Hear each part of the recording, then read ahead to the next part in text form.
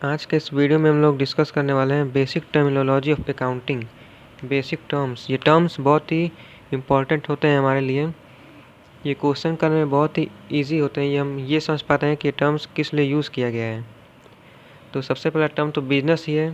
Business, जहाँ पर हम बिजनेस में अकाउंटिंग करते हैं। तो बिजनेस क्या होता है? कुछ लोग कहते हैं कि राशन का दुकान खोलना ये भी एक बिजनेस है, चाहे ट्यूशन पढ़ाना ये एक बिजनेस है। लेकिन असल में बिजनेस का एक डिफिनीसन तो होता होगा। वो डिफिनीसन है, हम समझेंगे उसको, मोटिव उसका प्रॉफिट अर्न करना होना चाहिए। Motive is to earn profit. जिसका उद्देश्य प्रॉफिट कमाना होता है उसको हम बिजनेस कहेंगे। फिर सेकंड नंबर पे आता है कैपिटल।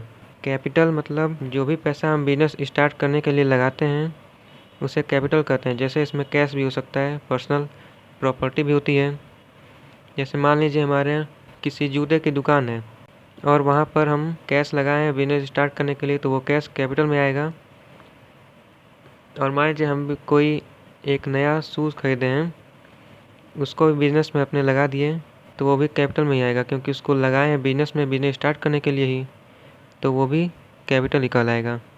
तो इसमें दोनों आते हैं, कैश और पर्सनल प्रॉपर्टी। फिर है एसेट्स।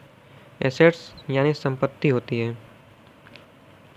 जो भी हमारी है वो हमारी संपत्ति है। इसको एक लाइन में कहें तो ये होगा व्हाट वी ओन, यानी जो हमारा है। तो हमारी शूज़ की दुकान है, वो बिल्डिंग भी हमारी एसेट्स है। जिस कुर्सी पे बैठे हैं वो कुर्सी हमारी एसेट्स है। वहाँ के शूज़, सब चीज़ हमारी एसेट्स होगी। और फिर लायबिलिटी आता है। लायबिलिटी यानी दायित्व, जो हमारा नहीं है, हमने किसी से लिया हुआ है उधार पर, जो हमें लौटाना है उसको हम लायबिलिटी कहते हैं। एक लाइन में इसे कहें तो ये होगा कि व्हाट वी ओ, यानी मान लीजिए जैसे बैंक से हमने लोन लिया 1 साल के लिए मान लीजिए, तो लोन लिए तुमको उसको वापस भी करना होगा बैंक को, और इंटरेस्ट के साथ वापस करना होगा, क्योंकि 1 साल के लिए लिए हैं। तो वो जो भी अमाउंट होगा इंटरेस्ट के साथ, वो लायबिलिटी का अमाउंट होगा, उसे हम लायबिलिटी कहेंगे। फिर आता है गुड्स यानी कि माल। जो भी अपने बिजनेस में हम बेचने के उद्देश्य से रखते हैं उसको गुड्स कहेंगे। जैसे मान लीजिए हमारे यहाँ बाइक का शोरूम है, तो बाइक को हम गुड्स कहेंगे, क्योंकि उसको बेचने के उद्देश्य से रखे हैं। मान लीजिए आपके यहाँ एक कस्टमर आता है और आपसे कहता है कि आप जिस कुर्सी पर बैठे हैं वो कुर्सी हमको बहुत अच्छी लग रही है, आप हमें दे दीजिए। तो क्या आप उसको सेल कर देंगे? या मान लीजिए जो बिल्डिंग है, कहता है वो कस्टमर कि हमें बिल्डिंग बहुत ही अच्छी लगती है, तो क्या आप बिल्डिंग उसे सेल कर देंगे? नहीं, क्योंकि उसे बेचने के लिए तो आप रखे नहीं हैं। तो वो आपकी एसेट होगी। आप बेचेंगे क्या? सिर्फ बाइक, क्योंकि वो गुड्स है, उसको आप बेचने के उद्देश्य से रखे हुए हैं। तो एसेट तो सभी होंगे, आपके लिए बाइक भी एसेट होगा और कुर्सी या बिल्डिंग सब एसेट होगा। तो सभी गुड्स एसेट में आता है, मगर सभी एसेट्स गुड्स नहीं होता। फिर 3 ऐसे वर्ड्स हैं जो गुड्स के लिए यूज़ होते हैं। पहला है परचेज़। कोई बिजनेसमैन बिजनेस में क्या बार बार परचेज़ करेगा? गुड्स। इसीलिए गुड्स जब भी परचेज़ करते हैं तो सिर्फ परचेज़ लिखते हैं। और सेल, कोई बिजनेसमैन बार बार क्या सेल करेगा? गुड्स। और फिर तीसरा है स्टॉक। ये सिर्फ गुड्स के लिए ही होता है। स्टॉक सिर्फ और सिर्फ गुड्स का होता है, एसेट्स का स्टॉक नहीं होता। फिर उसके बाद जो टर्म्स आता है वो है रेवेन्यू और प्रॉफिट। कभी कभी लोगों को लगता है कि रेवेन्यू और प्रॉफिट ये दोनों एक ही हैं, मगर दोनों एक ही नहीं, अलग अलग हैं। सपोज़ आपने एक पेन मार्केट से ख़रीदा 20 रुपये में और आपने उसको 25 रुपये में बेच दिया, तो जो 5 रुपये का प्रॉफिट आपको हुआ वो तो प्रॉफिट होगा। मगर आपने ये जो 5 रुपये प्रॉफिट है ये निकाला कैसे? 25 में से 20 घटा दिया, तो 20 कॉस्ट प्राइस, उस पर आपने ख़रीदा पेन को, और जो बेचा selling price, that is called revenue. इसी को हम रेवेन्यू कहते हैं। एक्चुअल सेल प्रोसीड, जो भी आपको बेच करके पैसा मिला वो रेवेन्यू कहलाएगा। जैसे मान लीजिए 20 का खरीद के हम 18 में बेच रहे हैं, तो 18 रुपये रेवेन्यू। या मान लीजिए 20 रुपये में ख़रीदे और 22 रुपये में बेचे, तो 22 रुपये कहलाएगा रेवेन्यू। तो इस प्रकार से रेवेन्यू कुछ नहीं है, बस एक प्रकार का एक्चुअल सेल है।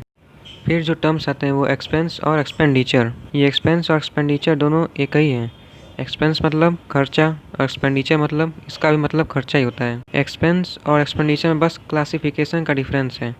वो ये है कि एक्सपेंस साल के अंदर ख़त्म हो जाते हैं और एक्सपेंडिचर जल्दी ख़त्म नहीं होते हैं। एक्सपेंस में जैसे सैलरी दिए, रेंट दिए, इंटरेस्ट दिए, डेप्रिसिएशन चार्ज किए, ये एक्सपेंस में आ जाएगा। और एक्सपेंडिचर में साल भर का सैलरी दिए, 1 साल तक के रेंट दिए या बहुत बड़ी बिल्डिंग खरीदे तो एक्सपेंडिचर में आएगा। तो एक्सपेंस से एसेट्स नहीं आते हैं, एक्सपेंडिचर से एसेट्स आते हैं। फिर भी अगर भूल जाएगा तो ये याद रखिएगा कि एक्सपेंस जो है वो रोज़ के छोटे मोटे खर्चे हैं और एक्सपेंडिचर बड़े बड़े चीज़ खरीदते हैं तो उसको एक्सपेंडिचर करते हैं। जैसे बिल्डिंग हो गया, किसी की कंपनी खरीद लिए तो ये एक्सपेंडिचर में आते हैं। फिर आता है डेटर्स यानी देनदार, ऐसा पर्सन जिसे हमें पैसा लेना है उससे। तो क्यों लेना है? क्योंकि हमने उसको माल बेचा है। किस में बेचा है? उधार में बेचा है। तो जब उधार में बेचेंगे तो पैसा तो हम उससे लेंगे ही। तो जो देने वाला होता है उसको कहते हैं डेटर यानी देनदार। फिर इसी से एक सिमिलर टर्म आता है क्रेडिटर, ठीक इसी का उल्टा लेनदार। ये वो पर्सन होते हैं जिनको हमें पैसे देने होते हैं। क्यों देने होते हैं? इसलिए क्योंकि हम उनसे माल खरीदते हैं उधार में। अब उधार में खरीदेंगे तो पैसे तो देने ही पड़ेंगे, तो वो हमारे क्रेडिटर कहलाते हैं। लेनदार नाम से पता चलता है यानी कि लेने वाले। जैसे हमारे ये सप्लायर हो सकते हैं और जो डेटर हैं वो हमारे कस्टमर हो सकते हैं। मगर मान लीजिए हमको उनको पैसा देना है मगर हमने गुड्स उधार में नहीं खरीदा है, फिर भी हमको उन्हें पैसा देना है, तो इसको डेटर नहीं कहते हैं, इसको हम आउटस्टैंडिंग एक्सपेंस कहते हैं। यानी वो एक्सपेंस जो हमारे बाकी रह गए हैं जिन्हें हमें अभी देना है। जैसे सैलरी हमने नहीं दिया तो वो देना है, वो आउटस्टैंडिंग एक्सपेंस होगा। हमने रेंट नहीं दिया है तो इसको हम आउटस्टैंडिंग एक्सपेंस कहेंगे। और इसी से सिमिलर एक टर्म्स आता है आउटस्टैंडिंग इनकम। इनमें भी गुड्स के बदले नहीं मिलना है लेकिन हमको मिलना है। जैसे अभी हमें कमीशन नहीं मिला है तो वो आउटस्टैंडिंग इनकम होगा। चाहे हमें रेंट नहीं मिला है, हमें इंटरेस्ट नहीं मिला है, तो ये आउटस्टैंडिंग इनकम है। ये गुड्स के बदले नहीं है लेकिन हमको ये इनकम अभी मिलना है, तो ये आउटस्टैंडिंग इनकम कहलाते हैं। फिर एक टर्म्स आता है ड्राइंग्स। इसका मतलब ये होता है कि जब भी कोई बिजनेसमैन अपने बिजनेस से, अपने खुद के बिजनेस से जब कोई कैश या गुड्स या एसेट्स निकालता है फॉर पर्सनल यूज़ के लिए तो उसको ड्राइंग्स कहते हैं। जैसे मान लीजिए किसी की राशन की दुकान है तो वो अपने घर के लिए राशन कहाँ से लाता होगा? अपने दुकान से लाता होगा, तो इसको ड्राइंग कहेंगे। या उसको पैसे की ज़रूरत पड़ती होगी तो वो अपने बिजनेस से ही पैसे निकालता होगा पर्सनल यूज़ के लिए, तो उसको हम ड्राइंग कहेंगे। और वो सारे पैसे जो अपने पर्सनल यूज़ के लिए निकाल रहे हैं उसको हम ड्राइंग्स अकाउंट में डाल देते हैं। फिर आता है अकाउंट्स। अकाउंट्स यानी कि खाता। कैसा भी लमसम कॉलम खींच के जब हम अकाउंट बनाते हैं तो उसे हम अकाउंट कहते हैं। जैसे मान लीजिए आप किसी दुकान से ढेर सारा सामान खरीद के लाए और आपको ये बताना है कि हम क्या क्या सामान लाए, तो आप लगे उसका लिस्ट बनाने। तो उसके लिए मान लीजिए आप लिखे पहले सीरियल नंबर, फिर पर्टिकुलर्स लिखे, फिर रेट लिखे, फिर उसके बाद टोटल लिखे, तो ये अकाउंट हो गया। या मान लीजिए आपकी जगह अगर कोई और लिस्ट बनाता तो अपने हिसाब से बनाता, अपने हिसाब से कॉलम खींचता, तो एक प्रकार से लमसम हो गया, तो ये इसको हम अकाउंट करते हैं। मगर अकाउंट करने के कुछ रूल तो होते ही होंगे, हर केस में तो ऐसे चलता नहीं है। तो जो रूल होते हैं जिस रूल से हम अकाउंट बनाते हैं, जैसे मान लीजिए कि पहले कॉलम में क्या होगा, फिर दूसरे कॉलम में हम पर्टिकुलर लिखेंगे, तीसरे कॉलम में ये लिखेंगे, तो जो रूल होता है उसको हम अकाउंटिंग कहते हैं। वो एक टर्म्स आता है अकाउंटिंग। फिर एक ये लास्ट है अकाउंटेंसी। तो अकाउंटेंसी होता है स्टडी ऑफ अकाउंटिंग। ये जो अकाउंटिंग होता है बताएगा कौन कि कैसे बनता है, इसका क्या प्रोसेस है। तो जो आप स्टडी कर रहे हैं इस समय वही होता है अकाउंटेंसी। तो आई होप आपको समझ में आ गया होगा।